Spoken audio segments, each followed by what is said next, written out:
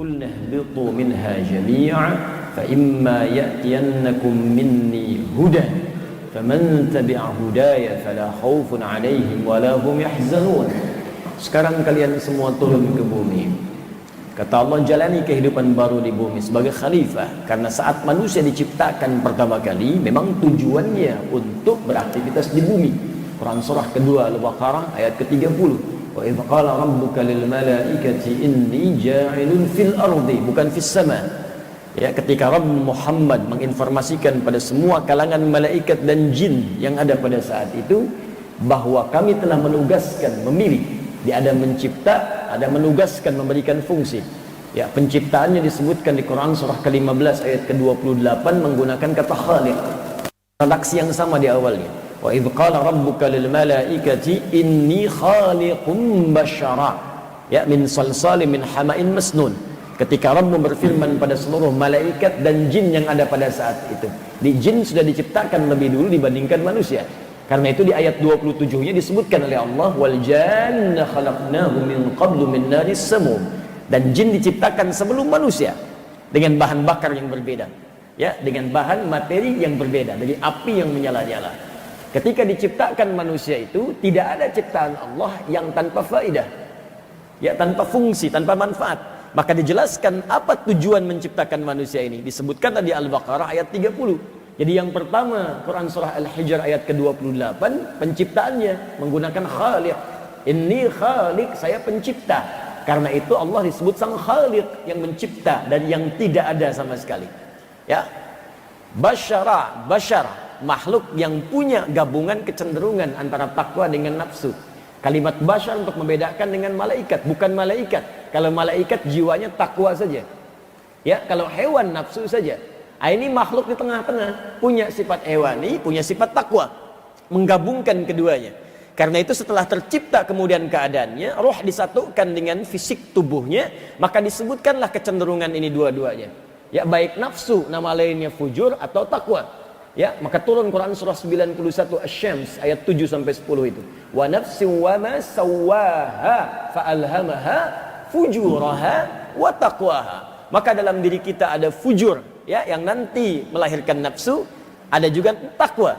Ya, nafsu dengan takwa sama-sama disebutkan 115 kali dalam Al-Qur'an. Ketika jadi manusia, maka disebut kemudian tugasnya, fungsinya apa? Karena semua ciptaan Allah itu punya fungsi. Tidak ada yang sia-sia. Maka turunlah Quran surah kedua Al-Baqarah ayat 30 untuk menjelaskan fungsinya. Wa idh qala rabbuka lil malaikati inni ja'ilun, ya, fil ardi khalifah. Ketika Rabbu menginformasikan pada para malaikat seluruhnya dan kalangan jin yang ada pada saat itu, kami tetapkan manusia untuk menjalani misi di bumi. Tugasnya di bumi, bukan di langit. Karena itu ketika selesai tuntas diciptakan manusia pertama, diberi nama dengan Adam, Al-Baqarah ayat 31, diberikan bekal, wa 'allama Adamal asma'a kullaha. Ya, diberikan pelatihan kemudian di surga dengan segala hal yang ada di dalamnya. Masih ada ujian. Karena itu beda dengan surga yang akan kita tempati nanti. Surga Nabi Adam itu tempat untuk melatih beliau sebagai persiapan sebelum turun ke bumi. Surga kita, surga yang akan kita nikmati tanpa ada ujian lagi kemudian hari. Ya, mala ainun ra'at wala udhunun sami'at wala khatara ala qalbi bashar. Tak pernah terlihat, dipandang, tak pernah terdengar seperti itu gambarannya nyata. Kalau ada diinformasikan kepada kita, nanti jauh seperti apa yang didengar oleh kita. Ya. Kemudian nampak keindahannya, nggak pernah terasakan oleh siapapun dari kalangan makhluk. Ya, surga Nabi Adam masih ada ujian. Ya, Quran surah kedua ayat 35. Ya, wa qulna ya Adam uskun anta wa zawjukal jannah wa la taqraba hadhihi syajarata fatakuna minadh dhalimin. Ya, kata Allah, Adam dan pasanganmu Hawa, tinggali surga ini untuk berlatih, nikmati semuanya silakan. Apa yang kamu dapatkan, tapi jangan dekati satu pohon ini. Ya, engkau berpotensi menjadi zalim kalau mendekatinya. Baik, jadi masih ada ujian di sini. Sampai kemudian tuntas menjalani di situ, pelatihannya turun ke bumi untuk menjalani misinya. Maka sudah dilatih di situ cara menghadapi setan bagaimana? Karena setan pernah menggoda. Al-Baqarah 36, fa'azallahuma syaitanu anha fa'akhrajahuma mimma kana fi. Ya, jadi sudah diperkenalkan, ini musuhnya nanti dari kalangan iblis, ya, menjadi setan, cara menggodanya begini. Makanya nanti ketika diturunkan ke bumi, kalimat pertama Adam bermohon kepada Allah, meminta kemudian supaya anak cucunya pun dibentengi oleh Allah dari godaan-godaan setan. Maka turun Quran surah ke-7 Al-A'raf itu dari ayat 26 sampai 27, bahkan sampai ke 31-nya nanti. Ya bani Adam la yaftinannakumus syaitanu kama akhraja abawaykum minal jannah. Anak cucu Adam, anakku cucuku, nanti kalau engkau hidup setelah aku, ya, diabadikan di Al-Quran itu. Hati-hati, akan ada setan nanti yang akan menjauhkan kau dari kenikmatan Allah Subhanahu wa taala, seperti bapak moyangmu dulu pernah digoda dikeluarkan dari surga. Lengkap semuanya. Karena itu ketika turun tidak dibiarkan oleh Allah turun begitu saja. Diberikan kemudian pedoman yang bisa menjaga kesolehan Adam sehingga dekat dengan Allah Subhanahu wa taala. Karena memang fungsinya saat tinggal di bumi saleh, sehingga buminya bisa makmur. Maka diberikan bimbingan disebut dengan hudan. Ya. Qulna ihbitu minha jami'a fa imma ya'tiyannakum minni huda. Adam, Hawa turun. Nanti saat menjalani hidup di bumi aku berikan bimbingan lengkap namanya hudan, membuat kamu saleh dan bisa memakmurkan bumi. Kalau diikuti petunjuk ini, maka engkau aku akan jamin selama hidupmu di bumi fala khaufun, akan terbebas dari kegelisahan. Lawan gelisah itu tenang. Jadi kalau ikut petunjuk saya, kata Allah, kamu akan tenang hidup di bumi. Rumah tangga, tenang. Bekerja, tenang. Beraktivitas sosial, tenang. Walahum yahzanun. Dan tidak banyak sedih, senang. Jadi rupanya Allah menugaskan kita hidup di bumi, menjalani hidup itu bukan untuk gelisah. Untuk tenang. Ya, bukan untuk sedih, untuk senang. Jadi kalau ada yang hidup di bumi penuh kegelisahan, penuh kesedihan, artinya dia kurang baca petunjuk. Petunjuknya disebut dengan hudan namanya. Setiap berganti masa, berganti tugas, berganti generasi, diutus seorang nabi tetap membawa hudan. Karena itu semua kitab yang dibawa para nabi itu disebutnya hudan. Nabi Musa mendapatkan Taurat disebut hudan. Quran surah ke-17 ayat yang kedua. Wa ataina Musal kitaba wa ja'alnahu hudan li bani Israil. Kami berikan kepada Musa alaihissalam itu kitab Taurat. Wa ja'alnahu hudan. Kami jadikan Taurat itu sebagai hudan. Al-Quran diturunkan pada Nabi Muhammad sallallahu alaihi wasallam disebut hudan. Buka Quran surah kedua Al-Baqarah ayat 185. Syahrul Ramadan alladzi unzila fihi al-Quran hudan linnas wa bayyinatin minal huda wal furqan. Di bulan Ramadan kami turunkan Al-Quran, kata Allah. Apa fungsinya? Hudan. Jadi kalau ingin saleh, baca Al-Quran. Ingin saleh, pelajari Al-Quran. Ingin saleh, amalkan Al-Quran. Ingin bahagia, amalkan Al-Quran. Ingin tenang, amalkan Al-Quran. Maka di Quran ada bimbingan ketenangan di rumah tangga. Di Quran ada bimbingan kesuksesan dalam bekerja. Di Quran ada bimbingan mengentaskan persoalan. Apa di antaranya? Kata Allah, kalau ingin engkau tenang, ingin saleh, maka tingkatkan takwa kepada Allah Subhanahu wa taala. Dimanapun kau beraktivitas. Mau engkau tinggal di tempat lahirmu, mau merantau ke tempat-tempat yang baru, maka takwa itu jadi pedoman supaya membuat diri kita saleh, dekat dengan Allah. Ketika takwa meningkat, maka semua kemudahan akan didapat. Karena itu ketika Allah turunkan Quran surah ke-49 ayat ke-13, menginformasikan pada semua manusia, ya ayyuhan nas, hei semua manusia tanpa kecuali. Disebutkan dengan ya 361 kali disebutkan dalam Al-Quran harfun nida. Linida'il qarib wal mutawassit wal ba'id. Munahu disebutkan untuk memanggil yang dekat, yang menengah atau yang jauh. Jadi Allah ingin mengatakan, hei semua manusia, baik dekat, menengah ataupun jauh. Ayyuha disebutkan 150 kali dalam Al-Quran. Ayyunya munada berfungsi taukid untuk menguatkan, haknya tanbih untuk mengingatkan. Kalau diterjemahkan dengan bahasa nahwu, begini jadinya. Hei semua manusia tanpa kecuali, saya tegaskan pada kalian, saya ingatkan. Nas disebutkan 241 kali dalam Al-Quran, menunjuk semua manusia dengan sifat sosialnya. Hei kalian semua manusia, tanpa kecuali semuanya, kata Allah. Saya ingatkan, saya tegaskan. Ya ayyuhan nas, inna khalaqnakum min dzakarin wa untha. Kami ciptakan kalian ada dua jenis. Kalau bukan laki-laki, pasti perempuan. Ya. Jadi tidak ada laki-laki yang ke perempuan-perempuanan, perempuan yang ke laki-laki. Ya. Dilihat saja. Kalau bukan laki-laki, apa namanya? Perempuan. Waja'alnakum syu'uban wa qabaila lita'arafu. Dan kami tetapkan kalian itu syu'uba, pasti hidupnya akan berkelompok. Itu sudah pasti tuh. Di sebelum kita tercipta di hidup pasti berkelompok tuh. Ya, pasti berkelompok. Syu'ub, kalau sekarang ada RT, konsepnya bisa beda-beda setiap negara. RW, ya, dari mulai desa, kelurahan, kecamatan, ada kota madya sebelumnya, sampai ke provinsi, sampai ke negara, sistemnya bisa macam-macam. Tapi pasti kata Allah kecenderungan manusia itu berkelompok.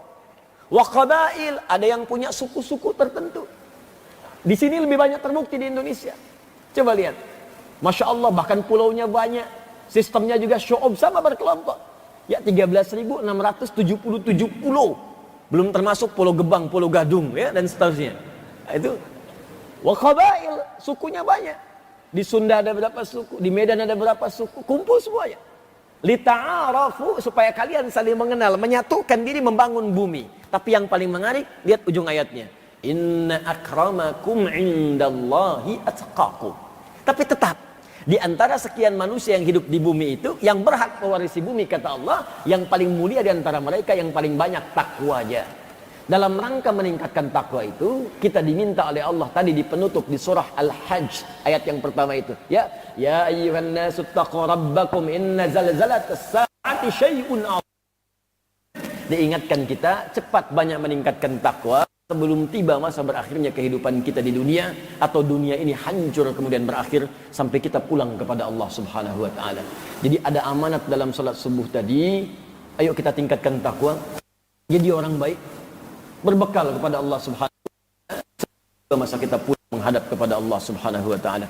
Dan tidak ada bekal yang paling mulia kita memulai sesuatu kecuali jadi kita lebih baik dengan belajar adab terlebih dahulu. Karena itulah saking pentingnya adab ini, dalam kitab Syu'abul Iman karya Al-Imam Al-Baihaqi, Nabi pernah menegaskan bahwa fungsi utama beliau diutus di muka bumi ini, di antara fungsi yang paling utamanya menyempurnakan adab, menyempurnakan akhlak yang mulia. Nabi bersabda, "Innama bu'ithtu limasalihal akhlaq." Sungguh esensi yang paling penting ketika aku diutus untuk menyempurnakan di antara aku. Dan para ulama mengarang kitab-kitab untuk menyempurnakan itu. Di antara kitab yang kita kaji adalah kitab Syekh Muhammad Hashim bin Ash'ari, dengan kitab pertama yang beliau tulis dari 19 kitab berjudul Adabul Alim. Alhamdulillah kita telah belajar kitab ini dari mulai pembahasan muqaddimah sampai kita masuk ke halaman 15 kalau saya tidak keliru. Nabi sallallahu alaihi wasallam urdu aliman aw muta'allima aw mustami'a aw muhibba wala takunil khamisata fatahlik. Kita akan teruskan kajian kitab ini di kesempatan subuh kali ini, semoga insyaallah. Baik, tadi malam saya sudah keluarkan referensi hadisnya. Saya catat, saya tak temukan kertas kecuali buku catatan anak saya ini. Kadang anak saya minta buku yang mau bikin Allah, maksudnya mau menuliskan lafaz Allah, lafaz Nabi Muhammad. Lalu saya cuma temukan kertas ini, saya catat di sini sebagai referensi-referensi untuk menunjukkan sanad-sanad hadis yang terdapat di kitab ini. Ya, karena di kitabnya untuk memudahkan, tidak diruntutkan kemudian sanadnya sampai siapa, tapi karena beliau ini ahli hadis, cukup disampaikan hadis sampai sanad yang terakhir. Saya keluarkan sampai sanad yang paling baru yang sampai kepada kita lewat kitab dan referensinya insyaallah. Baik, kita mulai kajian kita. Yang tadi mukadimah ya, ini materi ini. Bismillahirrahmanirrahim. Kita ada di halaman ke-15. Bismillah. Wa qala sallallahu alaihi wasallam, dan terkait dengan keutamaan orang berilmu serta orang yang menuntut ilmu itu, Nabi sallallahu alaihi wasallam pernah bersabda. Ini bab masih tentang keutamaan orang yang punya ilmu dan orang yang menuntut ilmu. Ya, untuk memberikan motivasi kepada kita. Jadi kalau kita ada waktu dalam sepekan, ada kajian-kajian, coba cari majlis ilmu. Ya, orang-orang yang mencari majlis ilmu supaya mengupgrade dirinya memiliki ilmu. Bahkan sejak ia sedang belajar pun, itu mendapatkan keistimewaan yang tidak didapatkan oleh orang-orang yang tidak mengamalkan amalan ini. Ya, jadi kalau antum dalam sepekan misalnya ada pekerjaan dunia, ke kantorkah itu, berdagangkah, bisniskah, dan sebagainya, lalu dalam sepekan itu masih meluangkan waktu untuk ikut majelis ilmu, belajar, bertafaqquh fid din, maka Anda akan mendapatkan keistimewaan yang langsung disebutkan oleh Nabi sallallahu alaihi wasallam banyak sekali, dihimpun di kitab ini yang tidak ditemukan pada amalan-amalan lain. Jadi kalau dalam sepekan Anda tidak punya waktu untuk belajar, itu Anda nggak dapat amalan ini dan nggak dapat keistimewaan ini. Ya, yang sholat wajib kita kerjakan 5 kali dalam sehari, silahkan. Ya, infak ada peluangnya, zakat bagi yang sudah sampai nisab. Tapi amalan ini hanya bisa terjadi kalau memang momennya ada. Kalau ada kajiannya, baru ada hadis ini berlaku. Kalau ada pelajarannya, baru berlaku. Kalau tidak ada, nggak dapat antum. Makanya bersyukurlah kalau kemudian di sekitaran tempat tinggal kita ada kemudian tempat-tempat yang membuka majelis ilmu, supaya salah satunya kita bisa mendapatkan keutamaan hadis ini. Jadi kalau dalam sepekan kita diberikan peluang, Al-Azhar punya dari subuh jam 7 siang tiap hari, masih belum mampu mengundang kita untuk belajar, dengan cara apa lagi kemudian Allah memberikan keutamaan pada kita untuk meraih keutamaan di hadis ini. Ya, waqala sallallahu alaihi wasallam, dan Nabi sallallahu alaihi wasallam memberikan motivasi kepada para penuntut ilmu ataupun orang berilmu dengan bersabda. Perhatikan sabdanya, ughdu aliman. Ya, bergegaslah engkau menjadi orang berilmu. Saya pernah sampaikan di pertemuan lalu, ada 2 redaksi di hadis ini, ada kun alima, ada ughdu alima. Yang kun sudah saya sampaikan sanad hadisnya termasuk referensinya. Sekarang saya sampaikan yang redaksi yang kedua yang menggunakan ughdu. Kalau kun itu menunjuk pada cepatnya. Ya, cepat untuk meraih sesuatu. Karena itu ketika Allah mencipta sesuatu, kalimatnya menggunakan kun. Kun fayakun. Cepat jadi. Ya, jadi cepat. Tapi kalau ughdu itu menunjukkan pada awalnya sesuatu. Pionir. Menjadi yang paling pertama.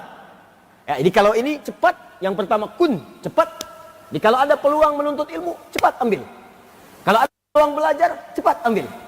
Kalau ada peluang mengupgrade kitab fiqh, ada kajian tafsir di Al-Azhar, cepat datang. Ada kajian hadis di As-Salam, samping, cepat. Ada kajian fiqh di Al-Ihsan, cepat. Ada kajian kemudian misalnya usul fiqh di Baitur Rahim, cepat. Ah, itu kun. Kun aliman atau muta'alliman.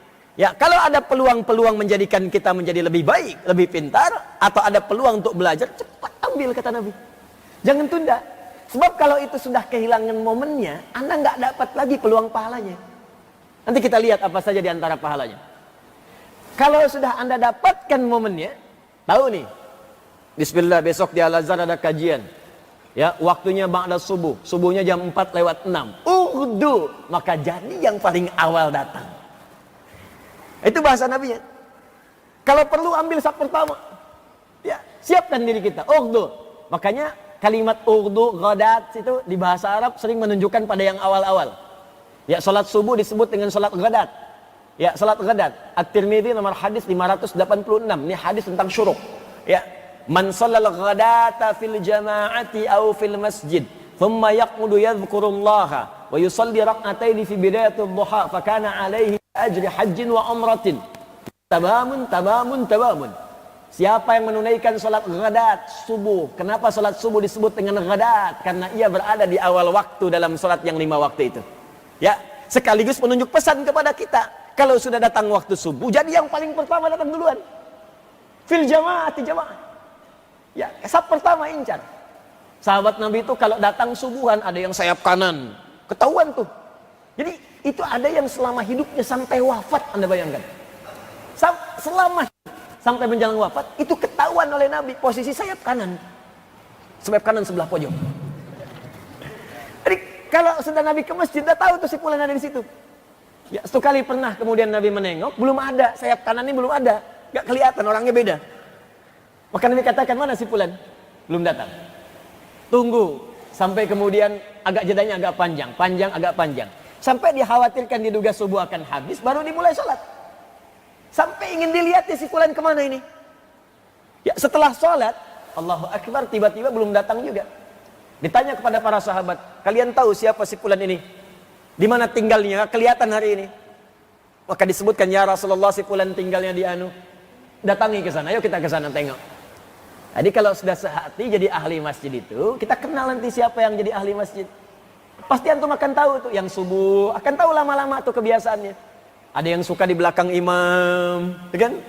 Ada yang suka kemudian di pojok-pojok kiri, ya. Ada yang suka di belakang imam, tengah-tengah pas, tapi mau jadi badal imam juga belum mau, kan? Baik, samping kanan ada, tengah-tengah ada, nggak apa-apa, itu kebiasaan. Lama-lama kita mengerti.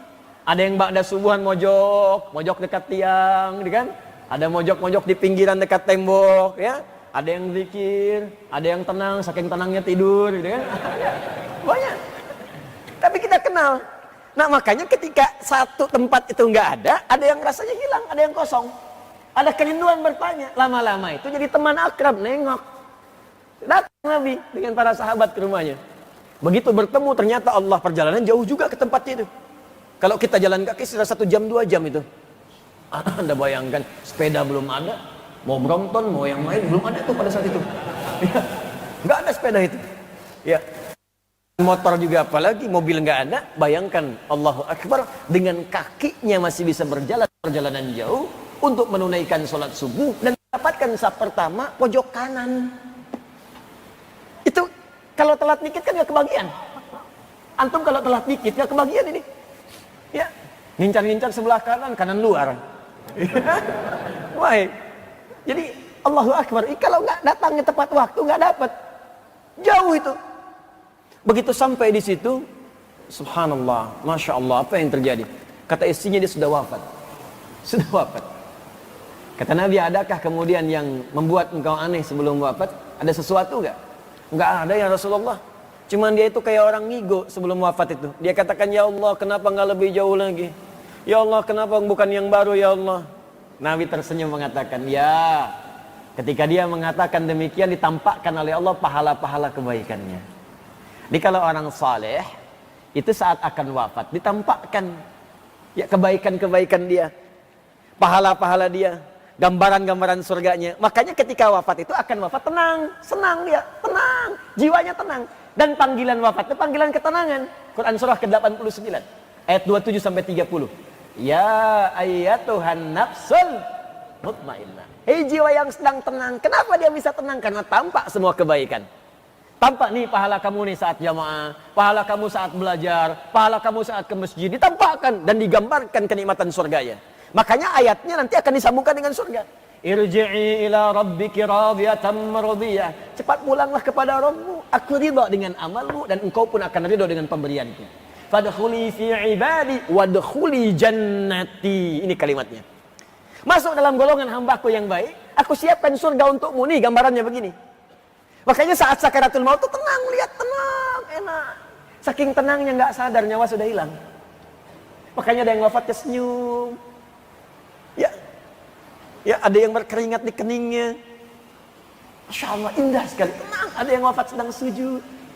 Ada yang wafat sedang baca Al-Quran. Tenang. Ditampakkan, sama orang salah pun akan ditampakkan kesalahannya. Makanya hati-hati, orang soleh ditampakkan kesolehannya, orang salah dimunculkan kesalahannya. Orang biasa mabuk, keluarnya itu kalimat mabuk. Orang berkata kotor, keluarnya kata-kata kotor. Orang soleh ditampakkan hasil kesolehannya. Nampak. Maka ditampakkan kepadanya bagaimana hasil dari pekerjaannya yang luar biasa berjuang untuk mendapatkan saf paling depan saat subuh itu. Oh, ghadat, datang paling awal. Ditampakkan. Ketika ditampakkan ada pahala itu, dia merasa, ya Allah, segitu aja pahalanya udah luar biasa banyak. Apalagi kalau lebih jauh lagi. Ya Allah, kenapa tempat saya tinggal gak lebih jauh lagi dari masjid? Ya Allah, supaya banyak pahalanya. Tuh. Dia masjidnya zaman Nabi udah kita tahu semua. Ukurannya juga ukuran yang sangat terbatas. Alasnya nggak ada karpetnya, itu langsung dengan pasir.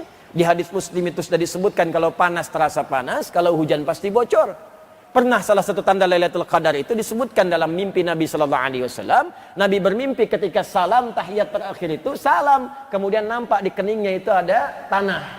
Ya, kalau kena lumpur lah, kalau kena kemudian air kan berubah ya, seperti jadi lumpur. Kena keningnya itu. Ya, jadi Anda bayangkan kalau sholat panas kepanasan. Kalau hujan bocor, basah kena itu. Tapi masih mengejar saf pertama. Jalan kaki lagi. Sahabat demikian. Sanda siapa? Ya, surga belum jelas. Amalan berantakan, hisab menegangkan, cita-cita surga Firdaus. Ya, bersama Nabi lagi. Sekarang dikasih kesempatan. Masjidnya besar, Al-Azhar. Fasilitas enak. Kalau panas ada AC-nya, ada kipas anginnya. Ya, kalau dingin hangat di dalamnya. Kajian subuh kemudian ada hidangannya. Ya, teh manis ada. Sarapan nggak tahu, gitu kan? Di luar banyak. Ya, jadi kalau dengan semua fasilitas ini belum juga membantu kita menyentuh untuk ibadah di masjid, ya dengan cara apa lagi difasilitasi? Dulu orang ke masjid sederhana itu karena motivasinya kuat, jalan kaki pun dapat, 2 jam ditempuh. Ini orang sekarang sepeda sudah ada, motor lengkap, mobil koleksi banyak, jarak dari rumah cuma 20 meter. Untuk berangkat dengan semua fasilitas itu pun belum bisa dipakai, ya perlu dikasih apa lagi? Itu penting merenung kita itu.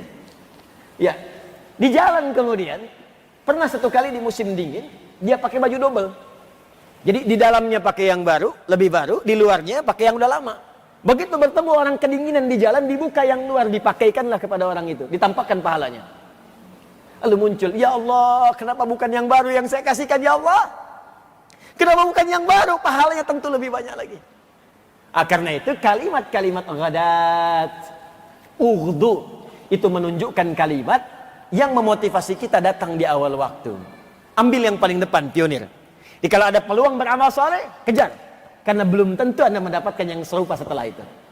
Termasuk menuntut ilmu, kalimatnya ughdu alima. Kejar. Ambil yang paling depan. Subuh 4:06, kalau perlu saya datang jam 4. Udah banyak orang datang jam 4. Rencana udah banyak, saya datang jam 3. Jam 3 udah banyak juga yang tahajud, saya datang nginap kalau perlu. Siapkan. Ughdu alima, au muta'allima, au mustami'a, au muhibba. Ya, wala takunil khamisa fatahlik. Jadi redaksinya ada 2, ada khamisa, ada khamisata. Saya bacakan sanadnya dulu. Referensinya dari mana? Nanti setelah itu baru kemudian kita bahas kalimat-kalimat ini. Sudah saya tuliskan tadi malam. Jadi ini hadis ini banyak dikumpulkan ya di dalam kitab Jami'u Bayanil Ilmi wa Fadlih, karya Syekh Ibnu Abdul Bar. Ya, Ibnu Abdul Bar. Nama lengkapnya Abu Umar Yusuf. Ya, Abu Umar Yusuf bin Abdullah bin Muhammad bin Ibni Abdul Bar. Ya, Al-Qurtubi Al-Andalusi. Dari Cordoba. Qurtubi itu Cordoba. Ya, Cordoba soal sekarang. Spanyol. Jadi ini orang Spanyol. Ya, Andalusia dulunya. Lahir tahun 368 Hijrah. Ya, beliau ini saya sampaikan dulu latar belakangnya. Asalnya Zahiri. Ya, ikut kepada mazhabnya Daud Al-Zahiri, mazhab tekstual. Jadi kalau di teksnya begitu dikerjakannya. Kemudian belajar meluas, pindah menjadi Maliki. Ikut Imam Malik. Ya, Malik bin Anas yang lahir kisaran tahun 95 Hijrah, termasuk kalangan salafus saleh. Ya, beliau lahir di Madinah, tumbuh di Madinah, dewasa di Madinah, kemudian juga mengajar sampai wafatnya di Madinah, nggak pernah keluar dari Madinah. Karena itu dikenal sebagai Imam Darul Hijrah. Ya, Darul Hijrah. Ajarannya menyebar sampai sekarang. Itu ada di wilayah Afrika Utara dan lepas Mediterania. Ya, Afrika Utara. Jadi kalau Anda ke Libya, Tunisia, Maroko, Aljazair, lepas Mediterania, Italia, Spanyol, Prancis, kisaran itu mazhabnya Maliki. Ya, Maliki. Mazhab itu kecenderungan yang dipilih oleh Imam Malik dari manhaj yang diajarkan Nabi. Saya pernah terangkan kepada Anda, ada manhaj, ada mazhab. Ya, manhaj semua kumpulan ajaran yang bersumber dari Nabi. Misal, Bismillahirrahmanirrahim dibaca dalam salat itu ada 70 hadis. Cara bacanya ada 4. Bisa dijaharkan Bismillahirrahmanirrahim. Bisa silent, sir. Bismillahirrahmanirrahim. Bisa tidak dibaca sama sekali. Nah, Alhamdulillahi Rabbil Alamin. Bisa dibaca rakaat pertama, selanjutnya tidak dibaca sama sekali. Itu riwayatnya Abu Hurairah yang terakhir. Dibaca rakaat pertama, kalau subuh 2 rakaat, pertama dibaca jahar.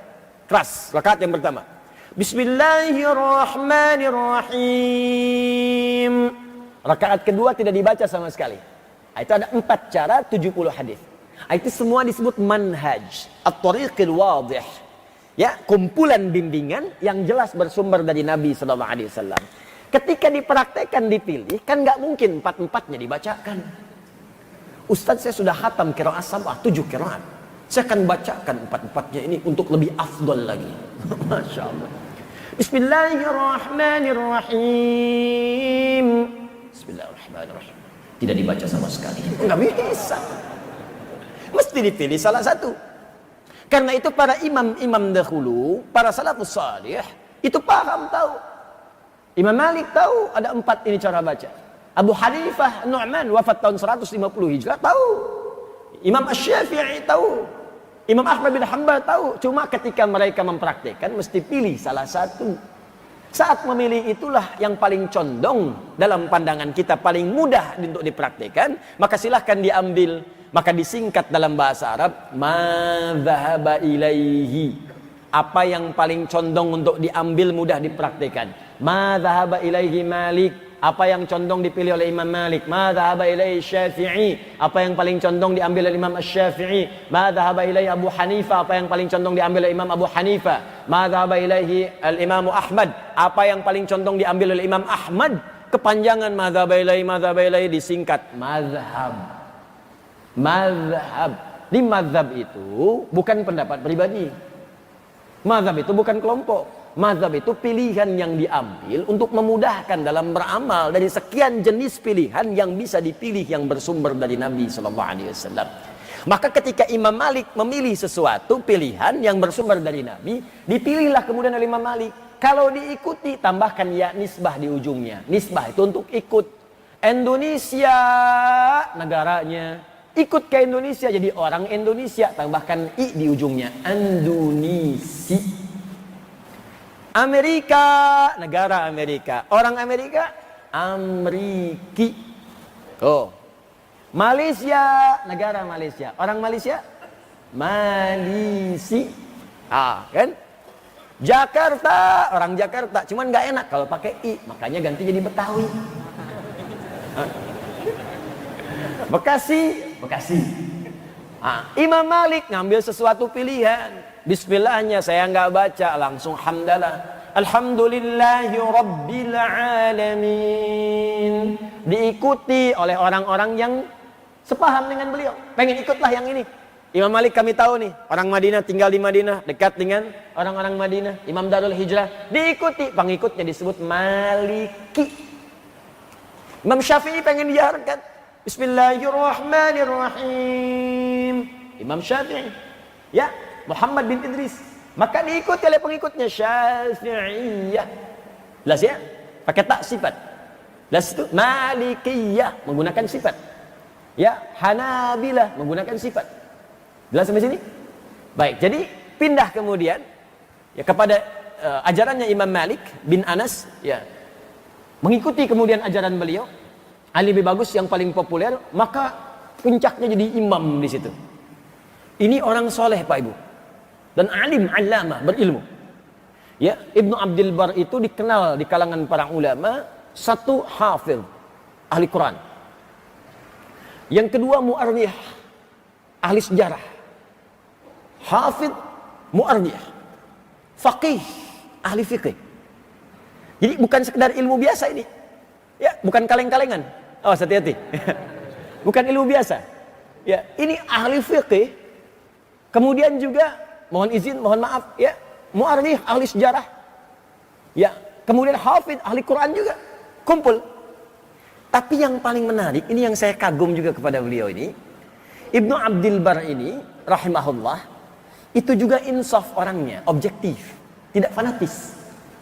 Jika ada pendapat imam yang lain yang menurut beliau condong untuk bisa diikuti, itu tidak ragu untuk mengambilnya. Nggak belajar ke satu guru. Ini mazhabnya Maliki, tapi dalam fikih seringkali condong kepada mazhab Syafi'i.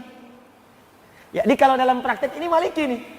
Tapi kalau dalam satu persoalan, misalnya muqaranah, ya dibandingkan, misal ya, dalam Al-Fatihah Bismillahirrahmanirrahim 70 hadis, beliau ikut Maliki, ini yang paling kuat nih. Tapi ketika bahas misalnya persoalan tertentu dalam kunut, ya di Maliki kan ada kunut, Imam Malik kunut tuh, dalam kunut subuh, kunut beliau, kunutnya itu sebelum ruku. Ya, jadi rakaat yang terakhir, subuh rakaat kedua, sebelum ruku, setelah bacaan tuntas, bacaan-bacaan di Al-Fatihah, kemudian surat, itu kunut. Misal, rakaat kedua subuh imam baca Al-Ikhlas. Ya, qul huwallahu ahad, Allahus samad, lam yalid wa lam yulad wa lam yakul lahu kufuwan ahad. Selesai. Rakaat kedua subuh. Maka di mazhab Maliki ada kunut. Kunutnya silent. Enggak dikencangkan sebelum ruku. Karena ada nanti riwayat hadis dari Nabi kunut sebelum ruku. Ada riwayatnya. Maka dia baca doa kunut.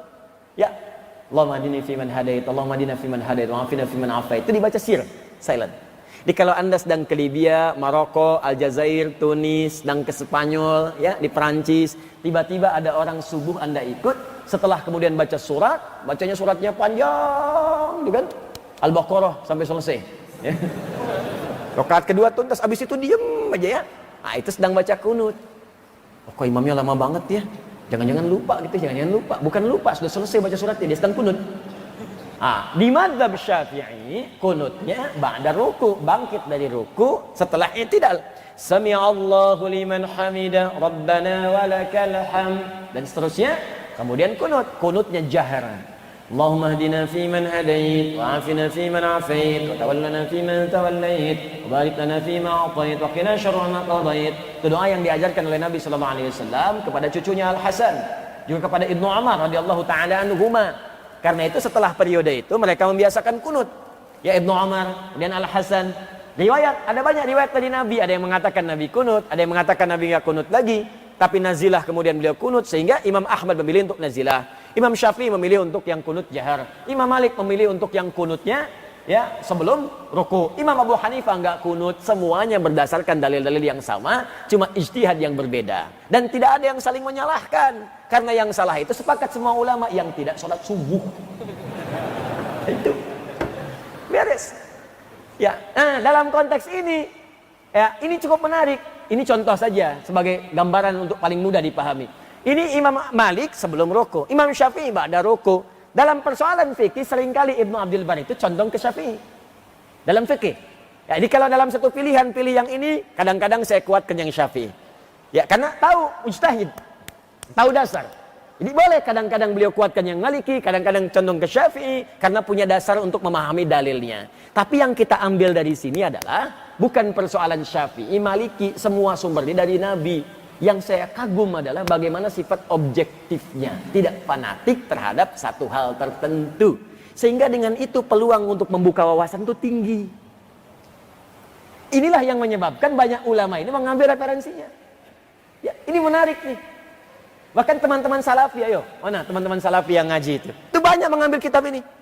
Jami'ul Bayanil Ilmi wa Fadli, itu banyak dikutip itu. Ya, Ustadz Abdul Qadir Jawas itu banyak mengutip ini. Ya, beliau pernah menulis makalah itu keutamaan ilmu syar'i dan mempelajarinya. Ya, saya pernah lihat tuh, pernah baca itu. Itu lihat catatan kaki footnote nomor 20 dan 21. Ketika mengutip kalimat Al-Hasan Basri dengan Sufyan Ats-Tsauri, itu kalimatnya dikutip dari kitab ini. Padahal itu Maliki. Padahal itu Syafi'i. Ya, itu kunut itu. Jadi yang nulis kitab itu kunut. Sementara yang mengambil cuplikannya tidak kunut. Ya, tapi masih ngambil cuplikannya. Ya, maka agak menarik kalau kemudian ada yang muda-muda sekarang, ya mudah kemudian mengatakan udah ini aja, yang lain jangan. Ah, ini bid'ah misalnya. Ah, ini yang repot ini. Ya. Jadi buka wawasan, belajar. Ya, guru-guru pun mengutip. Ya, ini Syekh Muhammad bin Hashim Muhammad Al-Asy'ari, ya, bin Hashim Al-Asy'ari. Ini beliau ini mengutip kitabnya Maliki, Ibnu Abdul Bar, ahli hadis, ya, Syekh Hashim. Ya, Syekh Hashim, pendiri Nahdlatul Ulama, 31 Januari 1926. Itu kan Syafi'i, tapi mengutip kitabnya Maliki. Ah, ini adab dari guru-guru kita. Kalau belajar itu silahkan. Sepanjang ada yang baik-baik kemudian, yang bisa kita temukan yang tidak menyimpang dari tuntunan Rasulullah SAW, luaskan ilmu kita. Saya pun katakan pada Anda, silahkan, tidak harus cukupkan pada saya. Belajar pada guru yang lain. Ya, jangan cukupkan pada saya saja, sebab nanti kalau Anda fanatis pada saya, kemudian saya salah, itu yang bahaya. Ya, itu yang bahaya, tidak ada yang bisa meluruskan dan Anda akan larut dalam kesesatan di situ. Maka belajar kemudian pada guru-guru yang lain, silahkan ambil ilmunya. Saya sering ungkapkan bahasa, sepanjang ada kebaikan, ambil yang baik-baiknya. Kalau tak sepakat, tinggalkan ketidaksepakatannya. Jangan sampai ketidaksepakatan itu menghalangi Anda minum teh bersama. Itu kan gampang. Kenapa jadi susah-susah? Makanya ini ngambil. Ya, dulu Ustadz Abdul Qadir Jawas itu dulu juga sering belajar baca, sampai direkomendasikan oleh Ustadz Syuhada Bahri. Ya, jadi mustaminya Syekh Utsaimin itu yang rekomendasikan Dewan Dakwah. Ya, saya tahu betul itu. Ustadz Syuhada Bahri itu adik angkatannya almarhum Ustadz Husain Umar. Ya, Ustadz Husain Umar itu seangkatan dengan kakak ibu kami, Kiai Haji Rafiuddin Akhyar, pendiri Dewan Dakwah di Banten. Ya, muridnya Muhammad Nasir rahimahullah.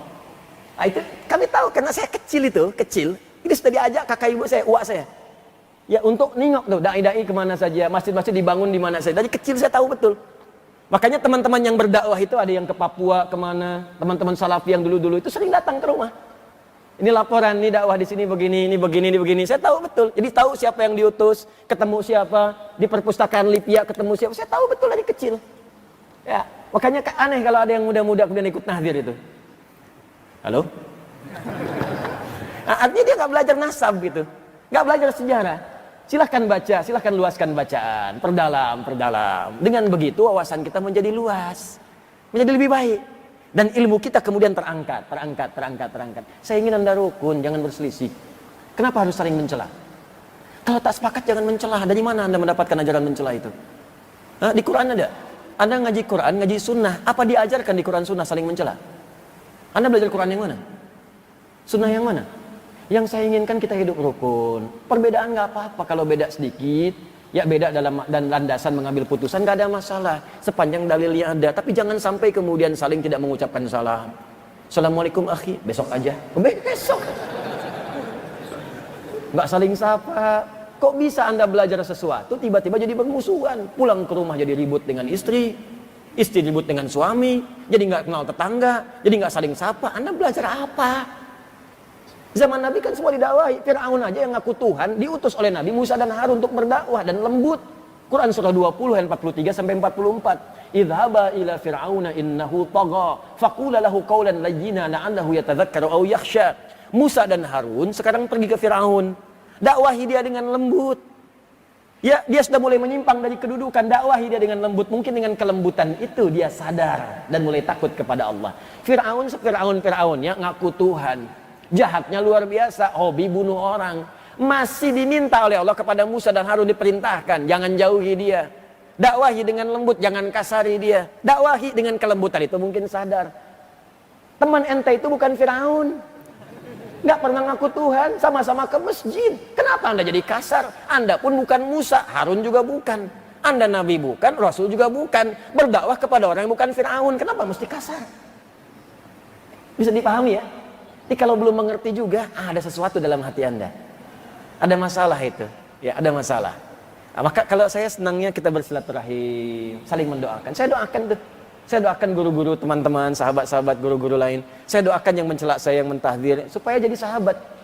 Di teman. Beda boleh, tapi jangan berselisih. Itu yang saya maksudkan.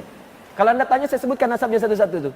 Ya, si Fulan belajar di sini, PGA-nya di sini, difasilitasi ini, pindah ke sini belajar di sini. Saya belajar. Ya, SD saya diajak-ajak, kemudian saya masuk pesantren, begitu kelas 1 SMA, saya diminta kemudian lewat saya, datang ke istana Muhammad Nasir itu. Saya yang periksa itu skripsinya malamnya, besoknya sidang. Ya, jadi kemudian saya cek, besoknya kakak ibu saya yang menyidang itu. Jadi di sidang, saya tahu yang diucapkan, Anda salah halaman sekian. Saya bilang itu saya yang tadi malam perbaiki. Jadi kita paham nih si Fulan, jadi seperti itu kita saling doakan. Itu indah cara berdakwahnya. Saling support. Saling rekomendasikan. Teman-teman kalau belajar hadis si Fulan ya. Saya sering katakan, Anda kalau belajar sirah, cari Ustaz Khalid. Ya, Ustaz Khalid, itu orang baik tuh. Insya Allah orang saleh itu. Belajar sirah kepada beliau. Ustaz Budi Azhari, belajar. Ya, ayo kepada siapa aja. Di Al-Azhar ada siapa. Ya, belajar tentang akidah. Belajar pada Ustaz Farid Uqbah. Belajar tuh. Ya, Masya Allah, Alhamdulillah beliau masih sehat. Masih mau mengajar. Ya, Belajar. Orang Malaysia aja datang belajar kepada beliau, ngundang belajar. Masa orang Indonesia nggak belajar? Ya, maka silahkan kumpulkan, saling doakan, jangan ribut. Nanti khawatirnya ngaji tapi wafat sedang mencela. Kita khawatir tuh. Bis ngaji kemana? Sadadiu, bid'ah, blok meninggal. Repot. Dah, kita tidak usah ikut-ikut ya. Saya tidak pernah mengajarkan Anda untuk mencela orang, termasuk pada yang mencela kita. Kalau Anda pandai mencela setelah belajar dengan saya, maka saya bersaksi di hadapan Allah, saya tidak pernah mengajarkan Anda. Ya. Maka silakan dari mana saja kita dapatkan ilmu, termasuk Ibnu Abdul Bar, Maliki tapi masih mau belajar mazhab Syafi'i. Ya, nama aslinya Muhammad bin Idris Asy-Syafi'i. Syafi'i itu dari kata Syafi, kakek yang ketiga, datuk ketiga dari Muhammad bin Idris. Jadi, nama aslinya bukan Imam Syafi'i. Nama aslinya Muhammad, punya bapak namanya Idris. Idris punya bapak namanya Al-Abbas. Al-Abbas punya bapak namanya Utsman. Utsman punya bapak namanya Syafi'. Syafi' punya bapak namanya Sa'ib. Ya, Sa'ib punya bapak namanya Ubaid. Ubaid punya bapak namanya siapa? Ya, Abid bin Zaid. Abid bin Zaid punya bapak namanya siapa? Hashim. Hashim punya bapak namanya siapa? Al-Muttalib. Al-Muttalib punya bapak namanya siapa? Siapa? Abdul Manaf. Di Abdul Manaf ini bertemu nasabnya dengan Nabi SAW. Muhammad SAW bin Abdullah bin Abdul Muttalib bin Hashim bin Abdul Manaf.